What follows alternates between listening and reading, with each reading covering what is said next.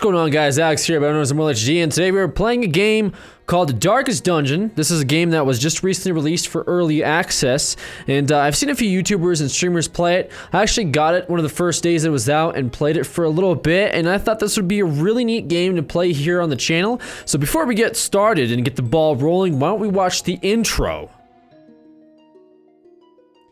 That's your cue. That's your cue. What cue? To play the intro. Oh, what's your intro? To the game. Play the intro to the game. Oh, you're talking about the game that you're playing Listen, right now. play the fucking intro. I just didn't know which intro you were talking play, about. just literally. Okay, I'm playing it. I'm playing it. Oh, fuck. Ruin has come to our family. You remember our venerable house? Opulent and imperial, gazing proudly from its stoic perch above the moor. I lived all my years in that ancient, rumor-shadowed manor, fattened by decadence and luxury.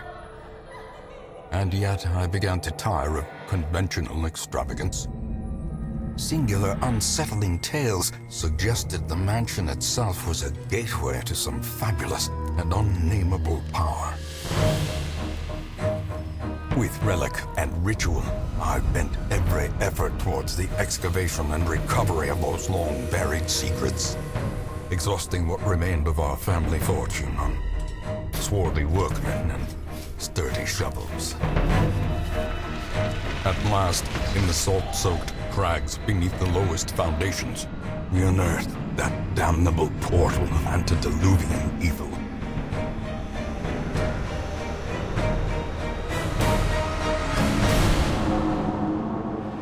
Our every step unsettled the ancient earth. But we were in a realm of death and madness. In the end, I alone fled laughing and wailing through those blackened arcades of antiquity. Until consciousness failed me. You remember our venerable house. Opulent and imperial. It is a festering abomination. I beg you, return home, claim your birthright, and deliver our family from the ravenous, clutching shadows of the darkest dungeon. That's a pretty spooky intro. Too spooky for myself. Let's get started with the campaign. We could actually name our campaign. How about Darkest? Actually, was it Dankjin? There we go, Darkest Dankjin. We're gonna start this off on the right foot here, but first, we get ourselves a trailer. This is the post-trailer, the pre-sequel to the sequel of the trailer that we just saw. This will get things off for us. You will arrive along the old road. It winds with a troubling, serpent-like suggestion through the corrupted countryside, leading only, I fear, to ever more tenebrous places. There is a sickness in the ancient pitted cobbles of the old road, and on its writhing path, you will face viciousness, violence, and perhaps other damnably transcendent terrors.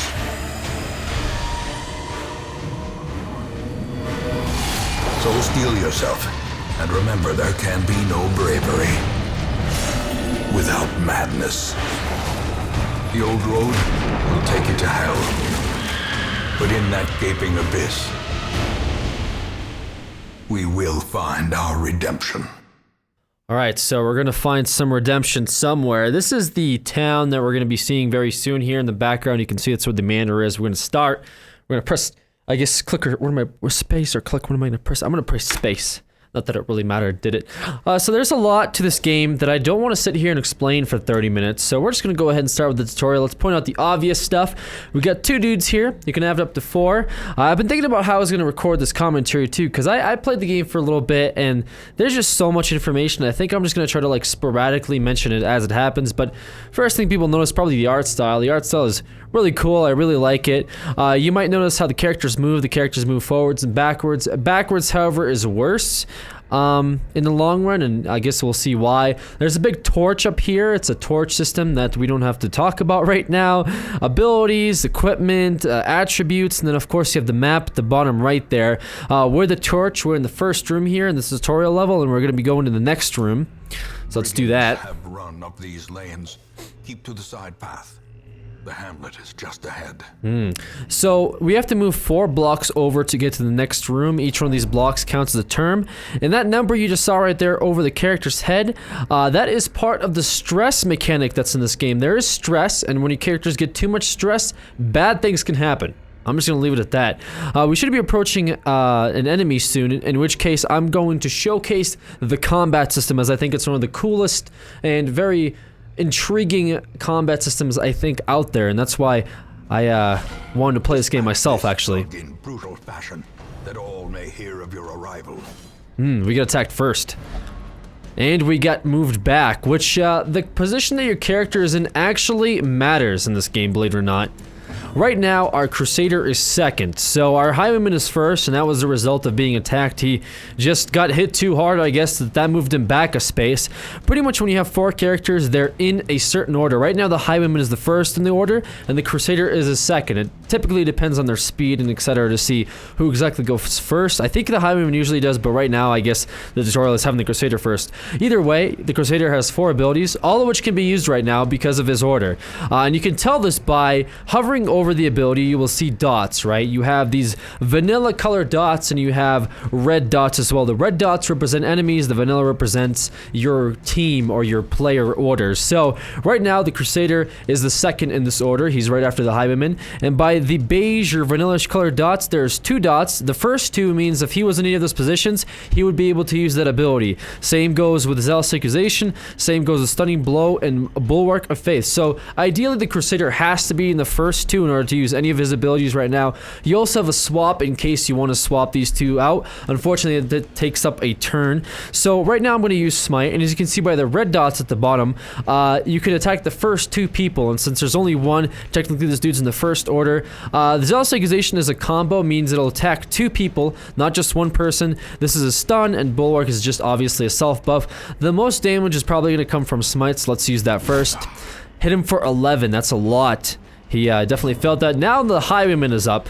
As you can see, the Highwayman has 4 abilities as well, but he can only use 2, and that of course is because of the order. He can use Open Vein because, again, first 2. He can use Take Aim because it's a self buff, but he can't use Pistol Shot because he can't attack the first person in the enemy group, and that's unfortunately what this bandit is, as well as Grape Shot, which is a chain 3 combo. He normally is able to use it because this guy is first, and you can see that he can use it in the first 3, but he has to be second or third in our own order. So right now, best move to use is Open Vein, and that should kill him. As the fiend falls, a faint hope blossoms. So there we go. We beat him. We got some gold. And we should ideally switch the order up because I like having the Highwayman behind the Crusader. March friends. They also talk to each other, believe it or not. And as you can see here, each one of these blocks that we're crossing also can have not only an ambush, so it's not just people we fight, it can also have loot. And right now we're going to come across a tent. Let's do that. And the tent can either give us loot, obviously it can give us some cool items, or it can be a trap. So we kind of have to be wary about it. Typically it's a good idea to send your highest health person to investigate said tent or object that's in the path. Gold. Nothing unchecked. There is much to be found in forgotten places. The narrator feels that we should leave nothing unchecked, but sometimes I can disagree with that. Because sometimes it sucks checking things. And we got a room battle. Send these vermin a message. The rightful owner has returned, and their kind is no longer welcome. So we got surprised and our order was shuffled. Right now, I don't prefer this order, so I'm going to switch them up. Our Crusader should be next. No, it's the big dude that's going to go with his Rain of Whips. As we're going to get a bleed stack here, and bleed damage does stack along with other abilities that might happen, like Blight and I believe a few others, but I haven't really gotten into the game too far to really call all them out. Either way, this dude here is actually 2 people. He counts as 2 enemy slots. So this guy here technically is third in order, even though there's only 2 people, which means that if I was to use something like Zealous Inquisition, which would attack the first 2 people in the enemy group, it would only attack this guy. I'm not twice or anything, just him in general. So the best ability for me to use right now is Smite, because it's going to do the most damage. At the same time, I can use a stun, and stuns in this game are actually, like, I feel one of the best abilities, so I should probably stun him. However, he has a 50% stun resist, as you can tell underneath his, I guess, information bar. It's like a little thing that divides the different resists and etc. So I'm better off just hitting him with Smite and doing the most damage as I can. So he has about 30 health, 10 damage didn't really do that much to him. Our Highwayman is up first, or second I guess, and you can see that he's able to use Grape Shot, and that will attack all 3 enemies, but right now I don't really want to use it, as I want to give this guy a bleed stack with open veins. So let's do that. See if he resists it. He doesn't resist it, and he gets a bleed stack. He's going to bleed for 2 damage per round. This guy's going to use his chain combo. I really hate that, honestly. We're going to go for Smite again. Just really going to try to take this guy out as quick as possible. He's up next. He's going to hit us with that Rain of Whip. Should give us actual bleed stacks as well. Our Crusader resisted, but our Highwayman did not. And this is round 3. So much blood indeed. Let's keep cutting him up and seeing if we can work on him. I'm thinking about using Pistol Shot, but its damage modifier is a lot. So I typically want to get the most damage out of abilities, and so Open Vein is just one of those abilities that seems like it's going to do more than others. He resisted that stack, but he's going to keep his original ones. Blanket Fire, we dodged it, but still got hit. Let's keep working on him. Smite again. He dodged the Smite. This is a very long and tedious battle here in the tutorial level. Point blank shot for 6 damage. That hurts. We resisted the after effect though. We're going to keep going here. By the way, I just want to point out that regardless of how long this battle takes, you may have noticed 2 things. Number 1 is that there's no healing available to us. We don't have any abilities that let us heal. We have characters that let us heal, but right now abilities don't. So we have to kind of rely on doing the most damage possible. The other thing is, it's permanent death. If these dudes die, that's it. They're done. I have to find new people. So I have to kind of strategize to find the best solution to each fight. And that's, I think, the fun part of this game, and the very unique part, as everyone can have a different playthrough as a result of that, since everything's pretty much random. The greater the glory. And he lost a little bit of stress because he killed that big dude. However, the Crusader's still fighting on. He should kill him with Smite. This dude has 12 health. Smite usually does a lot of damage. We'll see. It does about 9. He's still alive. Our Highwayman should be up next. We could probably finish him off with something like Pistol Shot, but since he's again first in order, we can't use it. So let's go for Open Vein and get that finishing blow. The enemy crumbles. Alright, we got some gold, we got some deeds, which I will talk about later. We get a jade that's going to sell for 250 gold, and an anti-venom, which will actually go away because inventory provisions aren't permanent, which is again something I'll talk about later. All this stuff I'm going to talk about later. We finished our mission, which was just to get to the end here so we can click to exit out, but before that I just kind of want to show how a trap chest looks like. I'm pretty sure this one is trapped. Okay, yeah, well this one says Bandit's Trap Chest, so obviously it's trapped, but here's what a trap chest looks like. We were gonna get Blight, but we resisted it, so let's go back to where we came from, although we're gonna go back to town even though we didn't see the town in the first place. Either way, let's go back. Quest complete, nice job. Victory, 5,000 gold and gold. 5,000 gold and gold, wow, that's a lot. We got some collected treasure, 825 from the stuff we sold and the stuff we got, and a couple deeds, awesome. Our characters gained a level. Great, they're both level 1 now. Level 1 resolve. And they also have these things, which is going to give them a trait. It could be a good trait, and it could be a bad trait. So we're going to hope for the good one, obviously. We don't want red traits. We want the golden traits here. And we got Early Riser, which means 2 speed, which is pretty good for a Crusader. And negative stress resist towards wields and Dungeon Wield. We'll see. We'll see how that plays out. We also got Gambler, which will be bad down the road if we don't get that fixed, but we got plus stress resist. So this guy lost stress resistance and this guy gained stress resistance. So overall, not too bad. Not too bad of a roll. Typically you don't want any bad rolls, but obviously this game is just like rolling a dice into a well. Such as it is. This squalid hamlet, these corrupted lands, they are yours now, and you are bound to them. So, our activity log at the Darkest Dankgen Estate. We have Caretaker goals, which is just normal goals that we have to work on. I guess these are like the main quest goals, and we have just some roster goals or squad goals for our roster here, which is pretty much getting them all to level 6 from what I can tell. Week 1, both these guys gained a level, and that's about it that we have to look at here. Now here's the town. A lot of these places are locked at the moment because we have to complete more missions. However, there's 2 areas that are unlocked for us. One of them is the graveyard, which is self-explanatory. Most will end up here, covered in the poisoned earth, awaiting merciful oblivion. Yeah, we don't want to end up here. We don't want any of our people to die. That's about as far as that statement goes. And we have a stagecoach. Women and men, soldiers and outlaws, fools and corpses. All will find their way to us now that the road is clear.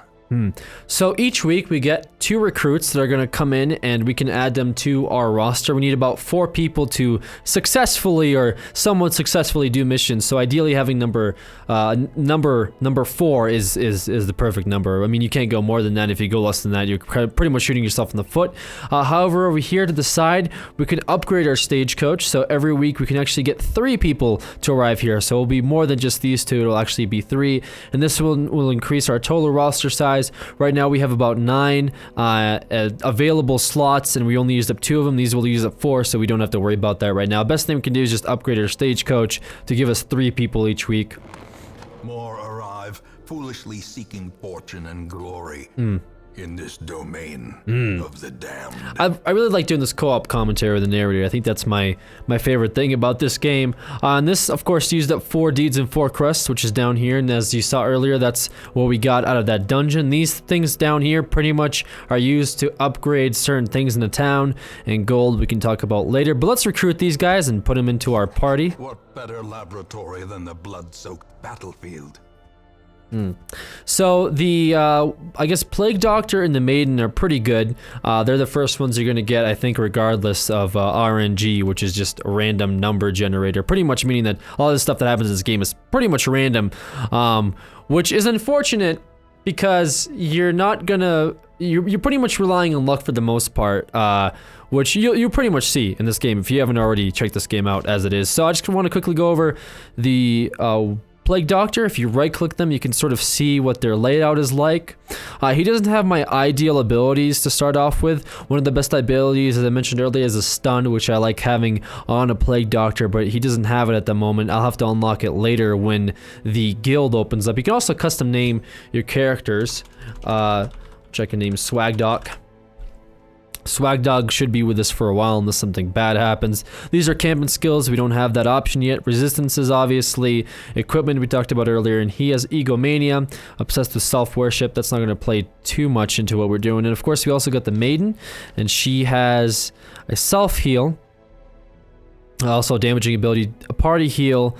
Helps out with illumination, which is the torch mechanic. As well as Hand of Light, which is more damage towards unholy monsters. So the setup right now as it is, it's not an amazing setup, but it will work for the earlier dungeons. I'm not too worried about it. So let's embark on our next journey, since that's pretty much all we can do right now. I've also forgot to mention that this chest here will have trinkets that we pick up from our dungeons, but since we just did the tutorial, we're not going to have that. So let's embark on our journey and see where we end up.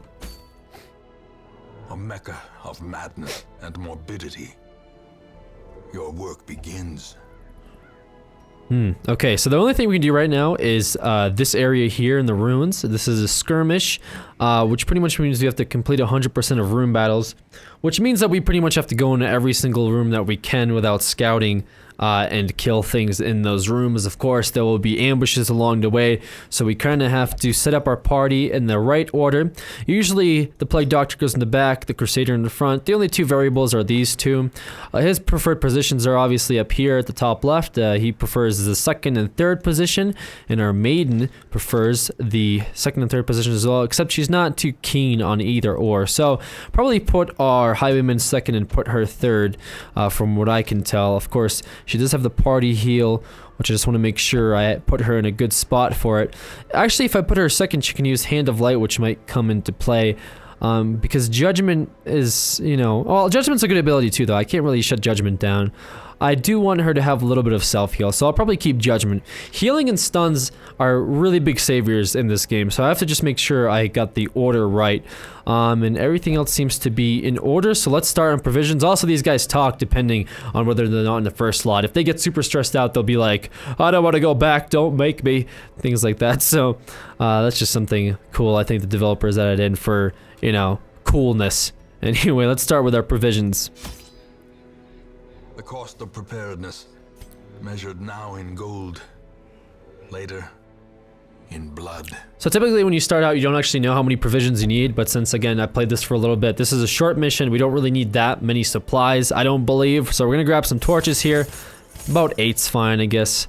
2 shovels just in case, some bandages to help us with bleeding stacks, about 8 food, which will come into play because the characters at some point do take intermissions when they're hungry, and if you don't feed them, then they're gonna take damage and stress. And pretty much the whole thing with dungeons is you're just trying to survive, not getting stressed out and just dying.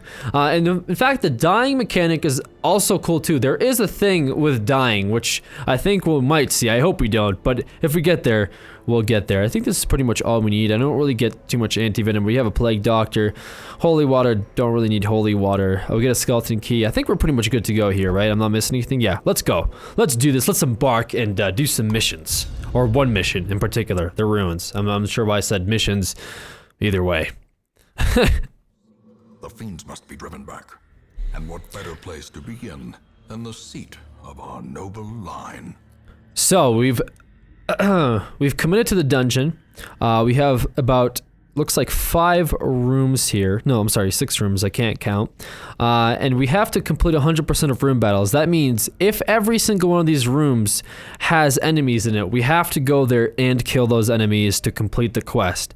Of course, along the way, we might get ambushed too, so there's could be more than a few battles here. At the same time, you might also just have 2 rooms here that have enemies, and so I just kind of have to figure it out. You do have scouting though, so sometimes your party can scout and you get to see what's coming up ahead, so that might come into play here very soon. You can also abandon the quest when things get too hot, which you never know, they might. These earlier levels, they kind of start you off on an easy foot, but it still can be hard because, again, you might just get screwed over in general. So let's go to the only room we can and see what we can come up with.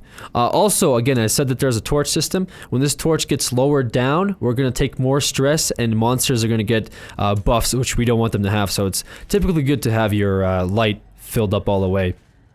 Kind of like, you know, how the lantern is in Amnesia. It's pretty much that. We came across our first thing here. Sometimes it can be bad, sometimes it can be good. For us, it's probably going to be bad. And it is.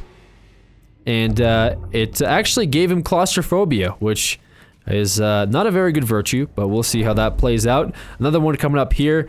You know, it's just a gamble with these. Sometimes, again, sometimes they can have good stuff, and sometimes they can have bad stuff. And they didn't find anything in that one, so that's, I guess that's good, right? Not finding something is good. So we're gonna scout here. We got 2 empty rooms. I don't know what's in this room up here all the way to the left, so it's a good idea to go all the way there first. And we have a trap along the way as well. Let's increase our light just so we're not freaking out. Let's go to the next room over. We'll have a trap ahead. Typically there are characters that are better at disabling traps than others. I think the Highwayman is one of those characters. There's a few others, but then again, I had a Plague Doctor be pretty successful with disarming traps. Fortunately, the Highwayman is not successful, and he'll take damage and stress. Stack of books. That's gonna create some stress. He's got Dud Hitter. I don't know what that is, actually. I'll have to figure that out. He's just getting traits at this point. This is an empty room coming up here, unless it's an ambush, which it is not. Good for us. Let's go over to the next room. There could be an ambush here. Okay, yep. It was just a matter of time, really. Round 1, we got the ranger in the back here. He's gonna do some annoying moves. So what should we do? We should probably do judgment or illumination. I would say probably judgment. Take out the guys in the front first. He's gonna dodge it like a god. We got a plague grenade, which usually affects the last 2 people. Might as well give this guy blight if I can. And he does have blight now, should be good for us. We have grape shot, which actually should be fine. We should use it. Usually does a good amount of damage in the earlier levels. Bump in the night. He's gonna dodge it. Awesome. Awesome for us. I could use Zealous Acquisition.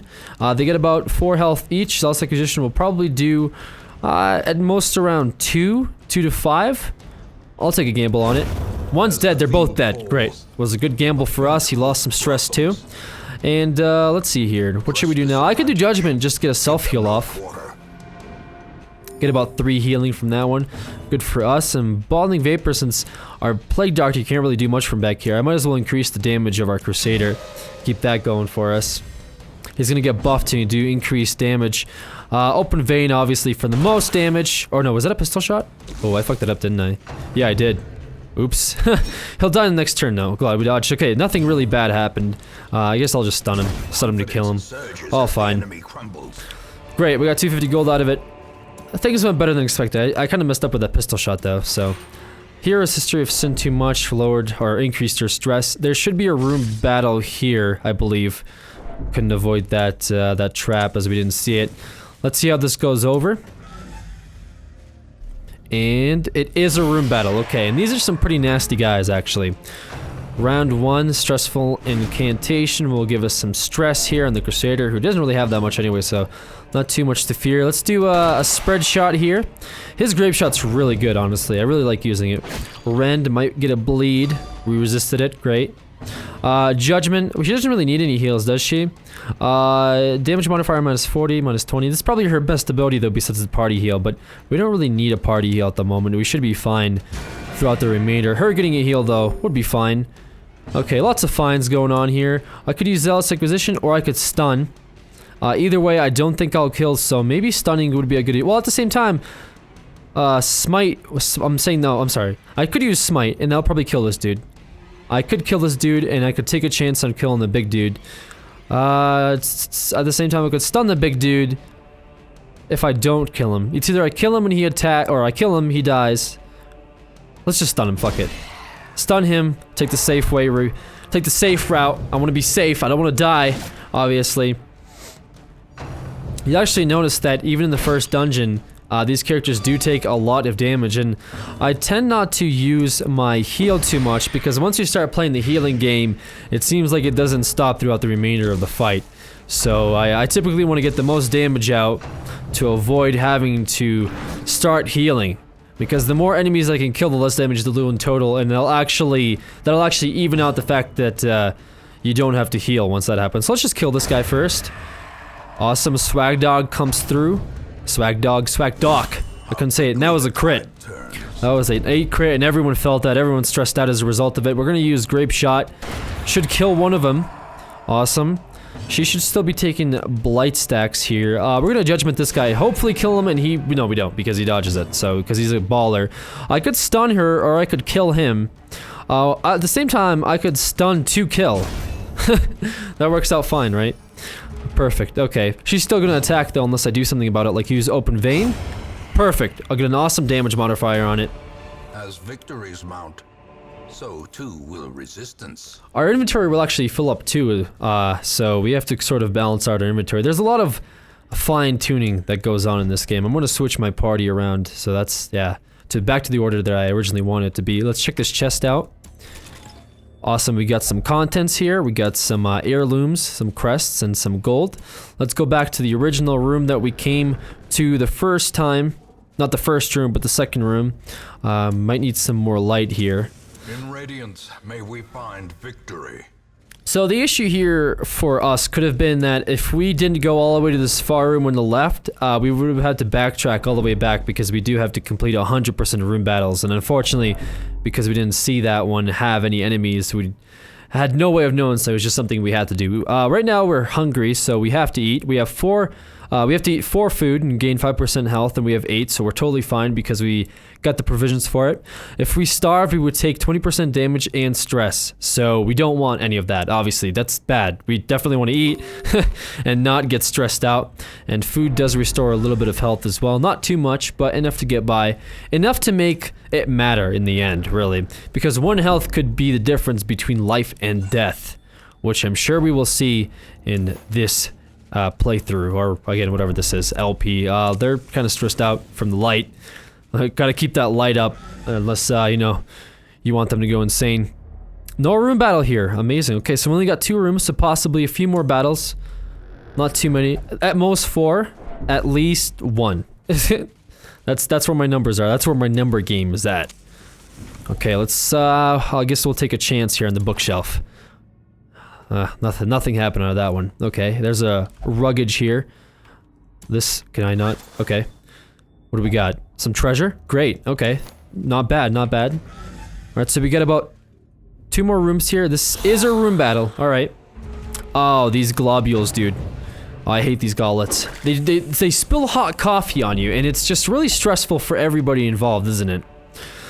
They have to die first, honestly. They do have to die first. Party heal? I'm not worried about it. We can be fine. Oh! Oh my god, and everyone was relieved of stress because of how amazing that blow was. Use Grape Shot here. Do some AoE damage. I could use Zealous Acquisition and possibly kill the first one, which is exactly how I predicted it, right? I mean, I'm just amazing. Bump in the Night. It's about 5. That's a pretty good amount of damage. And Vapors or Disorientating Blast? It doesn't really matter. Does it do damage? No, it doesn't. Okay. Well, I guess I'll increase the Crusaders. Oh, actually, no. I could increase his damage. And his multi-shot would be better off. But he just... Actually, no. He wouldn't even use it. Never mind. Would he use it? No, he still does. Okay, perfect. He killed that one. The other one dodged. Our Crusader should be up next. Perfect. Great dodge. Awesome dodge. I could use a party heal since I know he's gonna pretty much be dead in the next turn here. Unless somebody messes up. We'll buff our Crusader. And he should be able to kill him in this next round. There we go. 10 damage. He is dead. That is it. That is it. We did it. And that was the last room, too. Okay. So we still have one more room left. And we're gonna scout it. There will be a battle ahead. And this is an empty room. What we could do is to avoid the second battle. We could get into the battle. We have enough people alive. But typically, you kind of want to leave after you're done. I don't like staying around too long. We got some hidden treasures. I'll take it. What I could do though is I could start going to the next room. Oh, this is just a torch. Okay, I thought this was gonna be like treasure or something. Well, this doesn't matter, does it? No, it doesn't. I could fight these guys. I feel pretty confident right now. If we fight them, we could get some more gold. As this is pretty much, I mean, we're done here. We don't have to worry about going to another room and saving up for it. So I think I'll just fight this, and once I fight it, I'll check that last box and we'll get out of here. And these are some maggots and spitters. So, not bad. Not a bad enemy roll, I guess. We could have gotten worse enemies, like the big dude could have been a problem. Grape shots. These things should almost be dead in the front. Plague grenade. The resisted blight, that's fine. Zealous Acquisition probably will kill both of them. There we go.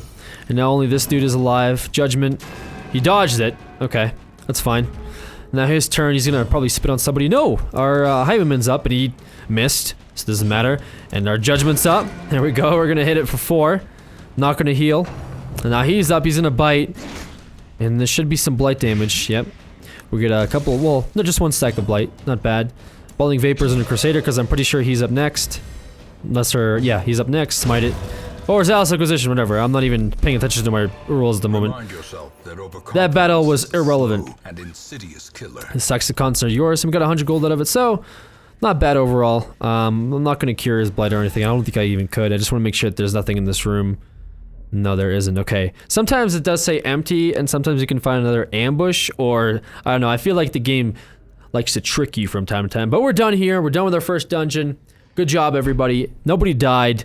Nothing really bad happened. But again, that was our first dungeon, not a real test of skill, I guess. But I've actually had some pretty bad playthroughs in the first dungeon before, so I can't really say that, you know, things went smoothly as predicted. More bones returned to rest. Devils remanded to their abyss. Awesome. Okay, so we got some crests, we got some gold, and we got our quest rewards. Did anyone get anything bad? I think Reynold got some bad stats, didn't he? Okay, he's got on guard, +4 speed, and +4 dodge, or 5 dodge, first round. That's a lot, actually. That's really good if he keeps that. Dyspomania, increases craving for alcohol, that'll come into play in the town. 10% max HP, that's pretty good. That's pretty good. Dark Temptation, prone to investigating the dark arts, which I think means that during the dungeons, he's gonna want to like do shit on his own when it comes to like opening up loot on the ground. So he might just want to do it himself. That does happen. Sometimes they do want to do stuff themselves. So My obsession caused this great foulness, and it is shameful that I must rely upon you to set it right. yeah, definitely. So, activity log, the tavern, the abbey are now unlocked. Those will be a key factor in relieving stress, and of course our goals are still the same. Did anyone gain a level? Our maiden gained a level, and Swag Doc gained a level. Great. Okay, the abbey is open. The cobwebs have been dusted, the pews set straight. The Abbey calls to the faithful. So if you've been paying attention to the stress, you can see that we got a few people that are getting about more than a comfortable level of stress. For example, our maiden is getting pretty stressed out. In order to relieve stress, besides just obviously getting crits and doing good things or cool things during battle, you can bring him to the town, and this is the main way to get rid of it, obviously, and you put him into a slot. So the maid is a big fan of spirit stuff. You also have a tavern here. Fresh kegs, cards, and curtained rooms promise solace to the weary and broken alike. So we have a tavern and abbey open, and in order to relieve stress, you drag and drop these characters into the slots. So she can gamble or she can go to the brothel. These actually cost, I think, different prices. The bar is probably the cheapest, and I don't think she wants to do that at the moment. I think the cheapest option for us to relieve her stress would be going to the abbey and putting her in the cloister. Or cluster, I'm not sure how to say that, but she's gonna meditate for 1,000 gold. Obviously, the penance hall is 1,500. The caretaker that takes up one of the spots is actually a troll, so he took up the cheaper bar spot. So this is the cheapest spot for us right now, and I think the maiden's a big fan of the abbey anyway. So you can also upgrade the abbey. So if I was to upgrade this, her stress would be relieved. I guess better. I guess increase the stress recovery. So if I just spend 12 or 4 busts and 4 quests, I could upgrade it, which I'm gonna do right now, as I don't really have many other options. Claiming communion with the divine. And Madness. Swag Dog's a little bit stressed out, but he should be fine going forward. And as you remember, we upgraded our stagecoach, so let's check out the new recruits.